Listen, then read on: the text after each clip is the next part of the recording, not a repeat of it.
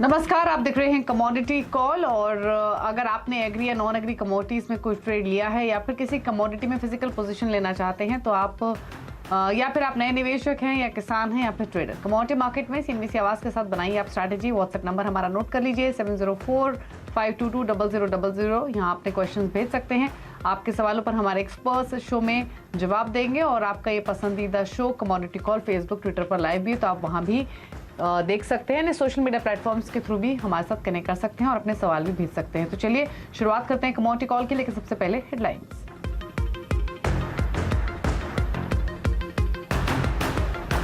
काफी कम बारिश से देश के 85% जिलों में सूखे का संकट। 196 जिलों में हालात गंभीर। यूपी, बिहार, पश्चिम बंगाल ज्यादा प्रभावित।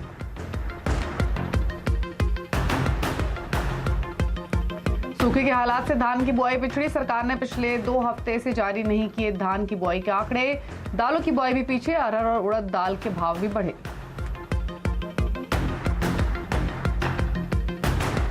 पिछले हफ्ते की तेजी के बाद सेंसेक्स पर आज दायरे में सोना चांदी, लेकिन कॉमेक्स पर सोना $1800 के करीब। चांदी में भी हल्की तेजी।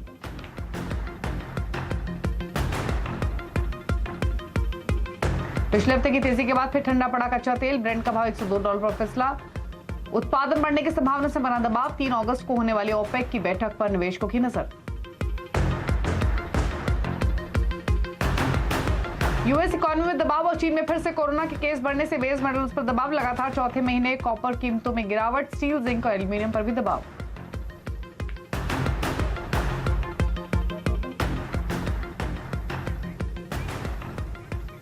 आप देख रहे हैं कमोडिटी कॉल। हमारे साथ एंजल वन के प्रथमेश माल्या और एसएमसी कॉम्प्टेट की वंदना भारती मौजूद हैं। लेकिन इस वक्त अगर बाजार का हाल देखें तो सोने चांदी में एक टाइट रेंज में ट्रेड होते हुए दिख रहा है आज के सेशन में, पिछले हफ्ते की रिकवरी के बाद। लेकिन प्रेशर दिख रहा है एनर्जी पैक में, क्योंकि कच्चा तेल और साथ ही नेचुरल गैस दोनों में ही 2 से 2.5% की कमजोरी आज के सेशन में बनी हुई है। इसके अलावा बेस मेटल्स को देखेंगे तो यहाँ भी पिछले हफ्ते की रिकवरी के बाद वापस थोड़ा सा प्रेशर दिखा है, जिसमें एल्यूमिनियम, जिंक, यहाँ पर प्रेशर इनफैक्ट अब थोड़ा सा और एक्सटेंड होता हुआ आपको नजर आएगा। एल्यूमिनियम अब 1.5% नीचे है। कॉपर भी अब लाल निशान में आ चुका है। सुबह से फ्लैट ट्रेड कर रहा था कॉपर, अभी फिलहाल 656 के लेवल्स देखने को मिल रहे हैं। सिमिलरली अगर आप एग्री स्पेस को देखेंगे तो खरीदारी दिखेगी आपको स्पाइसेस के पैक में, जहां पर हरे निशान में ट्रेडिंग हो रही है।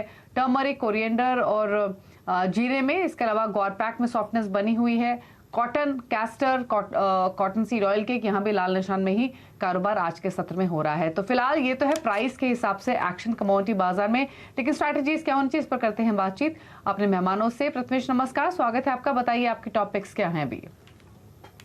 मेरे ख्याल से आज के टॉपिक्स में क्रूड ऑयल को सेल करना चाहिए। अगस्त फायदा 7710 सेल ऑन राइज की स्ट्रैटेजी रहेगी। 7840 का स्टॉप रहेगा। नीचे में टारगेट 7430 के लिए रहेंगे। वैसे ही कॉपर में सेल करने की सलाह रहेगी। अगस्त फायदा 657, एंट्री पॉइंट 661, स्टॉप नीचे में टारगेट 646। ठीक है वंदना, आपकी कॉल्स क्या हैं? दीपाली, जैसा बता रही थी यहाँ पे कि मिक्स एक ट्रेंड है और स्पाइसेस में यहाँ पे एक अच्छी मूव देखने को मिल रही है। और मुझे लग रहा है कि टर्मरिक में ये जो बाइंग है ये थोड़ी सी कंटिन्यू हो सकती है। लोअर लेवल बाइंग आई है, वैल्यू बाइंग भी है। 7765 एक लेवल रहेगा जहाँ पे बाइंग कर सकते हैं। ऊपर की तरफ मुझे लग रहा है 7835 का जो टारगेट है वो यहाँ पे अचीव हो सकता है। स्टॉप लॉस यहाँ पे लगाना होगा 7745 का। दूसरी तरफ मुझे लग रहा है कि बाकी जो काउंटर्स है, कुछ काउंटर्स में यहाँ पे सेलिंग प्रेशर देखने को मिलेगा। इसमें कैस्टर और कॉटन ऑयल सीड केक भी है। कॉटन ऑयल सीड केक में मुझे लग रहा है कि एक बार निचले स्तर पे भी निचला स्तर आता हुआ हम देख सकते हैं। तो 2550 ये एक लेवल रहेगा जहाँ पे हम सेलिंग इनिशिएट कर सकते हैं। 2500 का टारगेट होगा। स्टॉप लॉस यहाँ पे हम 2570 का लगा के चल सकते हैं। ठीक है, तो स्पाइसेस के पैक पर, कॉटन सीड ऑयल केक पर आपको स्ट्रैटेजी वंदना की ओर से मिली है। वहीं क्रूड पर आपको प्रथमेश ने स्ट्रैटेजी बताई है। लेकिन अब बात करेंगे सोइंग के नंबर्स की। दरअसल आधा मानसून बीत गया है, लेकिन अब तक कई इलाकों में अच्छी बारिश नहीं हुई है, जिसके कारण देश के 85% जिलों में सूखे का संकट खड़ा हो गया है।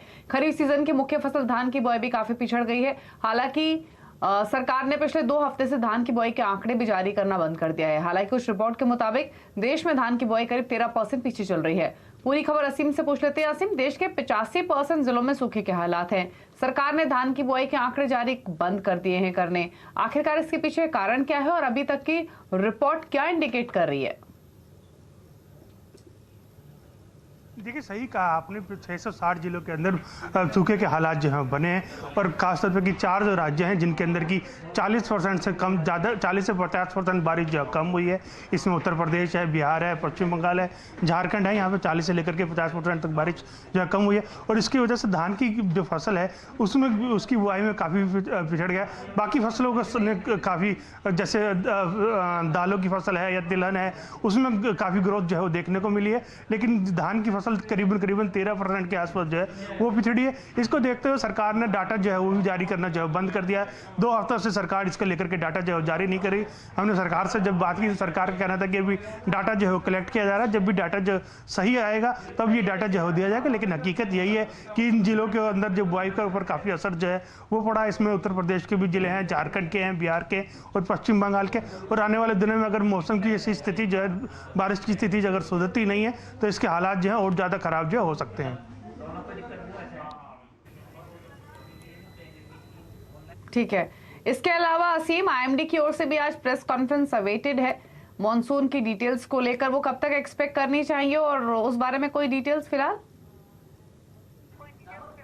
देखिए, थोड़ी देर के अंदर जो मानसून में कितनी बारिश हो और अगस्त में कितनी बारिश होगी, इसको लेकर के जो मौसम विभाग है वो अब एक प्रेस कॉन्फ्रेंस जो करने जा रहा है।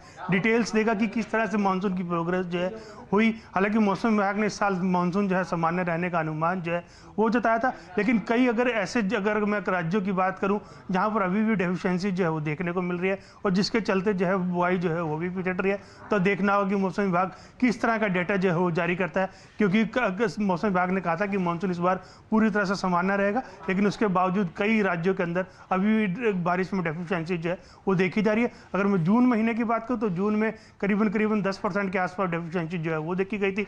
जुलाई महीना अभी जो है खत्म हुआ है, तो जुलाई में भी करीबन 5% की डेफिशिएंसी जो है वो देखी गई है। तो देखना होगा कि अगस्त सितंबर में किस तरह की रिकवरी जो है मानसून में आती है। ओके, शुक्रिया असीम ये डिटेल्स बताने के लिए। तो आईएमडी के तो जो अनुमान जारी होंगे उस पर तो नजर रहेगी, अनुमान के साथ साथ अब तक की स्थिति वो बताएंगे, और जो रिमेनिंग सीजन रह गया है मॉनसून का वो कैसे एक्सपेक्टेड हो सकता है उस पर उनकी ओर से डिटेल्स आते हुए दिखाई देंगी। लेकिन सोइंग के नंबर्स के हिसाब से मॉनसून की चाल बहुत इंपॉर्टेंट है। और धान की तो बातचीत अभी हम असीम के साथ कर ही रहे थे, लेकिन धान के साथ साथ दालों की बुआई भी पिछड़ती दिख रही है। खरीफ सीजन की जो प्रमुख दाल है तुअर, उसकी बुआई भी करीब 15% पीछे चल रही है। इसके अलावा कई दूसरी दालों की बुआई भी पिछड़ गई है, जिसका असर अभी से ही दालों के भाव पर देखने को मिल रहा है। और पिछले 1 महीने में ही तुअर और उड़द दाल के जो दाम है वो 5 से 7% ऊपर बढ़ गए हैं। दालों पर बातचीत करने के लिए इंडिया पल्सेस इन ग्रेन मर्चेंट्स एसोसिएशन के वाइस चेयरमैन बिमल कोठारी और ऑल इंडिया दाल मिल एसोसिएशन के प्रेसिडेंट सुरेश अग्रवाल हमारे साथ मौजूद भी हैं। आप दोनों का ही स्वागत है इस शो में। और इनफैक्ट सुबह भी हम इसी मुद्दे पर बातचीत कर रहे थे। बिमल जी, पहले आपकी राय लेना चाहूंगी। हमारे साथ विजय सरदाना मौजूद थे जो कि एग्री इकोनॉमिस्ट है, और उनका कहना यही था कि अब तक के भले ही एग्जैक्ट बुआई के फिगर्स हमारे सामने नहीं हो, लेकिन एक्सपेक्टेशंस यही है कि जो ये लास्ट लेग होगा मॉनसून का, यहाँ पर मॉनसून भी बेहतर रहेगा और सोइंग के नंबर्स भी तेजी से इंप्रूव होंगे। तो फिलहाल तो आपको ये सोइंग की सिचुएशन दालों की स्पेशली कैसी लग रही है? देखिए, जहाँ तक सोइंग का सवाल है, जो सरकार के जो अभी लेटेस्ट आंकड़े आए हैं उस हिसाब से हम देख रहे हैं कि जो तुअर जो पिछड़ रही थी उसमें कुछ इजाफा हुआ है। अब जो तुअर की बुआई में लगभग जो 20 से 22% का जो कमी थी वो लगभग अभी 13% सरकार के आंकड़ों के हिसाब से है। तो मैं देख रहा हूँ कि धीरे धीरे बुआई बढ़ते जा रही है। और तुअर उड़द में, जहाँ तक उड़द का सवाल है, इसमें कोई खास न तो इजाफा है न कोई नुकसान है। लास्ट ईयर जितनी सोइंग हुई थी उतनी सोइंग अभी लगभग है, ये सरकार के आंकड़ों के हिसाब से बता रहा हूँ मैं। और मूंग में लगभग 15% पिछले साल से ज्यादा बुआई है। तो ओवरऑल ऐसे बहुत कमी नहीं है, लेकिन तुअर में जरूर थोड़ा कंसर्न है।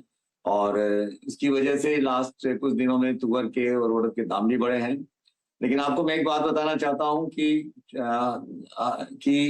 अभी अगस्त से अफ्रीका में, ईस्ट अफ्रीका में, खासकर ईस्ट अफ्रीका में वहाँ पे नई क्रॉप शुरू हो जाएगी और लगभग वहाँ से 6 से 7 लाख टन का इम्पोर्ट जो है वो संभव है।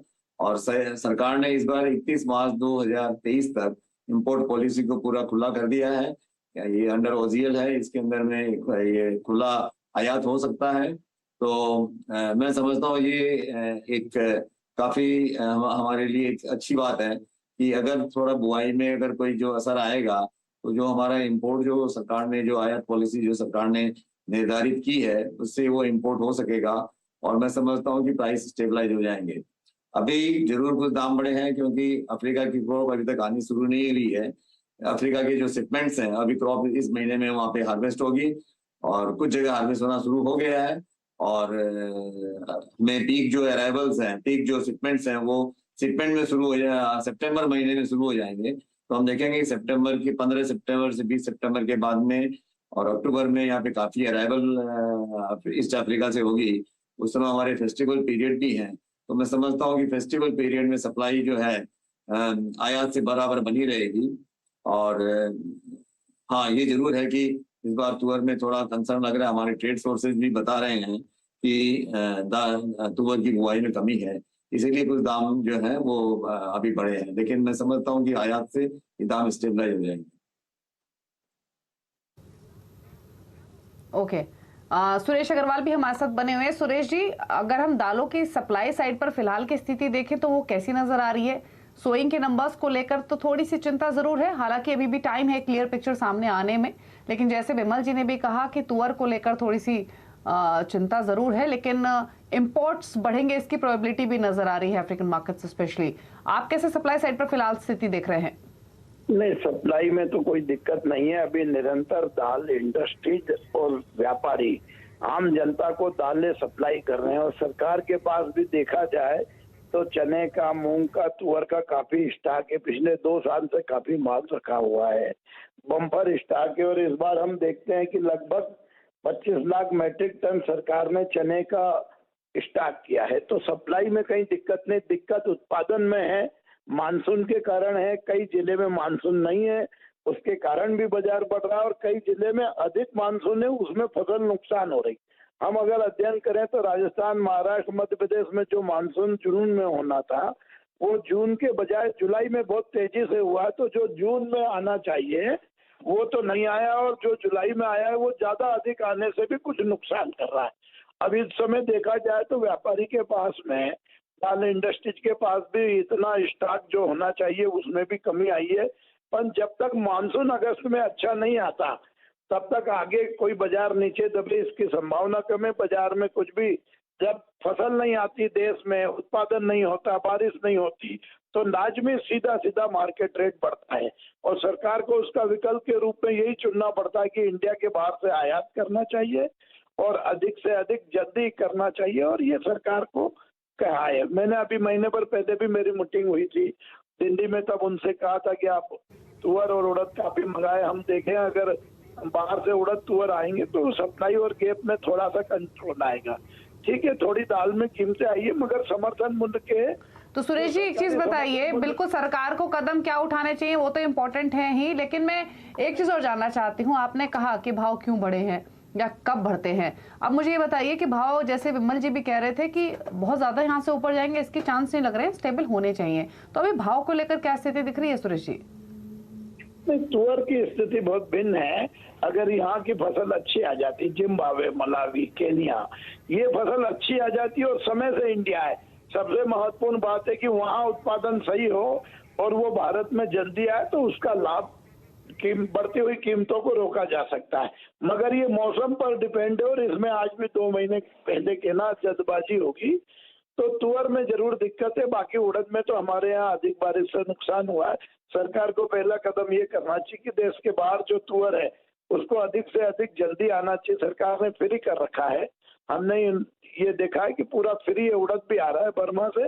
मगर देश में उत्पादन बढ़े, जहाँ बारिश नहीं हो वहाँ नहरें बने, ये चिंता सरकार को करना चाहिए, क्योंकि हर बार मौसम कभी लेट होता है, कभी ये जल्दी आता है और इस बार तो अधिक बारिश से जुलाई में नुकसान हुआ है। तो देश के बाहर से आयात करने की सरकार को आवश्यकता है। तुअर में चिंता का विषय है, बाकी सब नॉर्मल है। उड़द में कोई ज्यादा अंतर नहीं आया, 2-4% का अंतर आया, वो भी अगर अभी बारिश होगी तो उसमें भी कमी आ सकती है, कीमतों को रोका जा सकता है। निर्भर होता है कि अगस्त में हिंदुस्तान में कैसी बारिश आती है। उत्तर प्रदेश में बारिश कम है, बिहार में बारिश कम है, बंगाल में बारिश को लेकर तो मैं बता दूं आईएमडी की ओर से भी अपडेट आए हैं और आईएमडी ने यही कहा है कि rainfall over the country as a whole second half में स्पेशली यानी अगस्त टू सितंबर के पीरियड में मोस्ट लाइकली नॉर्मल रह सकती है, जो कि 94% to 106% of long period average है। और ये भी कहा है कि normal to above normal rainfall जो है वो साउथ इंडिया में except west coast, west central India और नॉर्थ वेस्ट इंडिया में रहने की प्रोबेबिलिटी है। बिलो नॉर्मल रेनफॉल भी कई हिस्सों में जारी रह सकती है सेकेंड हाफ में, जिसमें वेस्ट कोस्ट और कुछ रीजन्स हैं ईस्ट, सेंट्रल, ईस्ट और नॉर्थ ईस्ट इंडिया के। तो ये फिलहाल की अपडेट आपको दिखाई दे रही है जो एमडी की ओर से अब आ रही है। वंदना, एक राय आपकी भी दालों के भाव पर। आपने सुना बिमल जी को भी, सुरेश जी को भी। अब सरकार को जो कदम उठाने चाहिए उनका तो विद पीरियड ऑफ टाइम हम इम्पैक्ट आते हुए देखेंगे जब वो स्टेप्स लिए जाएंगे, लेकिन एक फैक्ट ये भी है कि फिलहाल हमने प्राइसेस सर्ज होते हुए देखे हैं। मॉनसून की चाल पर बहुत डिपेंड करेगा फाइनल बुआई के नंबर्स की स्थिति भी। तो फिलहाल प्राइसेस को लेकर क्या व्यू है? जी दीपाली, मानसून की जब बात होती है तो हम नॉर्मल मानसून तो सुनते हैं, लेकिन जब सबसे इंपॉर्टेंट चीज होती है मानसून में वो है यहाँ पे कि टाइम एंड डिस्ट्रीब्यूशन क्या है, यानी कि टाइमिंग्स क्या है और डिस्ट्रीब्यूशन क्या है। तो जो भी यहाँ पे पल्सेस ग्रो करने वाले जो स्टेट्स थे वहां पे यहाँ पे मानसून जो है वो डिफिशियंट है, तो डेफिनेटली यहाँ पे एक साइकोलॉजिकल इम्पैक्ट आएगा यहाँ पे। और साथ में हम लोगों ने ये देखा है कि ऑलरेडी फेस्टिवल डिमांड जो है वो यहाँ पे बढ़ गया, और साथ साथ में जो बेसन का डिमांड होता है वो मानसून सीजन में बढ़ता है, और ये एक पुशअप देता है यहाँ पे पल्सेस प्राइसेस को। तो मेरे ख्याल से यहाँ पे थोड़ा सा यहाँ पे 5 to 10% तक का जो इजाफा है वो यहाँ पे और आता हुआ देख सकते हैं। और साथ में जो इंटरनेशनल मार्केट में प्राइसेस है वहां पे भी थोड़ा सा हम लोगों ने अपसाइड आता हुआ देखा है because of that heat wave. तो मेरे ख्याल से 5 to 10% के लिए हमें यहाँ पे तैयार रहना चाहिए, लेकिन उसके बाद प्राइसेस जो है जैसे जैसे इम्पोर्ट आएगा यहाँ पे खासकर अफ्रीकन कंट्री से, तो वहां पे प्राइसेस थोड़ा सा यहाँ पे सब्सिडाइज होता हुआ दिखेगा जो राइज आया है फिलहाल। ठीक है, चलिए, तो ये तो बात हुई दालों की बुआई की स्थिति की, भाव को लेकर क्या स्थिति दिख रही है उस पर। शुक्रिया बिमल जी और सुरेश जी आने के लिए शो में और अपनी राय देने के लिए। सुरेश माल्या वंदना भारती हैं हमारे साथ आपकी क्वेरीज को आंसर करने के लिए, और पहले कॉलर भी हैं जितेंद्र भोपाल से। जितेंद्र, गुड इवनिंग, बताइए अपना सवाल। Hello sir. Hello ma'am. Sir मेरा क्वेश्चन है, अभी मैंने सिल्वर के 2 लॉट बाय किए थे 54,800 के प्राइस पर, और एक अभी 58,200 पे मैंने अभी एक कवर किया है, एक एंड स्टिल अभी मैं एक होल्ड कर रहा हूँ। तो उसके लिए मुझे थोड़ा सा आपकी एडवाइस चाहिए थी कि can I go with the same या। ठीक है, तो अभी भी आपके पास 2 लॉट हैं या 2 लॉट में से 1 लॉट बेच दिया आपने? एक लॉट मैंने 58,200 पे कवर कर लिया है, उसको बेच दिया है। एक मेरे पास अभी भी है, तो उसी के लिए थोड़ी जानकारी चाहिए, मैं इसके लिए कितना अभी होल्ड कर सकता हूँ। ठीक है। प्रथमेश, 1 लॉट तो इन्होंने मुनाफे में बेचा है क्योंकि अच्छे लेवल पे इन्होंने एंट्री ली। अब दूसरे लॉट का क्या करें? निकाल दें इन स्तरों पर या होल्ड रखें? मेरे ख्याल से सिल्वर और गोल्ड दोनों ही पॉसिबल रेजिस्टेंस जोन पे है। अगर ट्रेडर है तो मेरे ख्याल से इनको एग्जिट कर लेना चाहिए। यहाँ पे सिल्वर और गोल्ड दोनों में ही करेक्शन की पॉसिबिलिटी दिखाई दे रही है। सिल्वर में करीब 57,400 तक नीचे का भाव देखने को मिल सकता है, तो अगर ये बाय है तो निकल जाए। अगर सेल करना है तो 58,950 के आसपास सितंबर में सेल करे, 59,700 का स्टॉप लगाए, नीचे में टारगेट 57,400 के लेके। वैसे ही गोल्ड अगर फ्रेश पोजीशंस है तो अगर आपको लेना है तो सेल करना चाहिए 51,690, 51,910 स्टॉप है, नीचे में टारगेट 51,200। दोनों ही काउंटर में सेल की सलाह रहेगी। ओके, अगला सवाल लेंगे एसएमएस के थ्रू। राकेश ने भेजा है राजस्थान से। कैस्टर फंड का सवाल है, 4 लॉट इन्होंने बाय किए हुए हैं 5300 के लेवल्स पर। तो बताइए वंदना, क्या सजेशन कैस्टर में पोजीशन है? इनकी जो बाइंग है वो बहुत लोअर लेवल से है दीपाली, तो ये तो काफी इन द मनी है, और मैं इन्हें सलाह दूंगी कि एक बार ये प्रॉफिट बुक कर सकते हैं, क्योंकि कैस्टर जो है उसका प्राइसेस डबल हो चुका है। एक्सपोर्ट में थोड़ी सी यहाँ पे कमी है, और मेरे ख्याल से इंट्राडे में मुझे लग रहा है कि थोड़ी सी सेलिंग यहाँ पे आ सकती है, और यहाँ पे मुनाफा वसूली करे। नीचे की तरफ इन्हें एक बार फिर से प्राइसेस जो है वो करीब 6,900 से 7,000 मिलेगा, वहां पे फिर से बाइंग करके होल्ड कर सकते हैं। बीके गर्ग है हमारे साथ पंजाब से। गर्ग साहब नमस्कार, बताइए क्या सवाल है आपका? हाँ मैडम, मैंने एक लॉट एनजी का बाय किया हुआ है 648 में।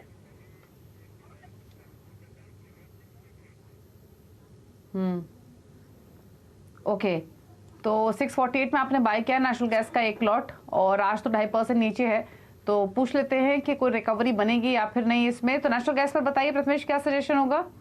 यहाँ पे 649 के आसपास रेजिस्टेंस जोन है और इनका जो बाइंग जोन है उसी लेवल पे है मेरे ख्याल, और इस काउंटर में वोलेटिलिटी बहुत ज़्यादा है और प्लस आज 2.5% का करेक्शन है और ये ट्रेडर है तो मेरे ख्याल से इसको एग्जिट कर लेना चाहिए। आज के सेशन में पॉसिबिलिटी जो है नीचे और गिरावट हो सकती है, बट अगर ये होल्ड कर सकते हैं तो इनका भाव वापस आने की उम्मीद रख सकते हैं। 656 नेक्स्ट पॉसिबल टारगेट हो सकता है। अगर इनका रिस्क रिवॉर्ड प्रोफाइल अच्छा है तो ही नेचुरल गैस में कैरी फॉरवर्ड करें, अदरवाइज ना करें।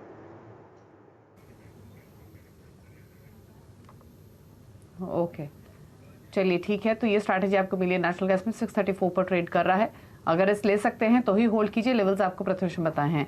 चलिए सवाल इतने करेंगे शामिल। शुक्रिया वंदना और प्रथमेश आप दोनों का ही शो में आने के लिए और सभी क्वेरीज को आंसर करने के लिए, साथ ही साथ अपनी स्ट्रैटेजीज भी बताने के लिए। रुक रहे हैं इसी के साथ एक ब्रेक के लिए। ब्रेक के उस पार भी खबरें जारी है CNBC आवाज पर। नमस्कार।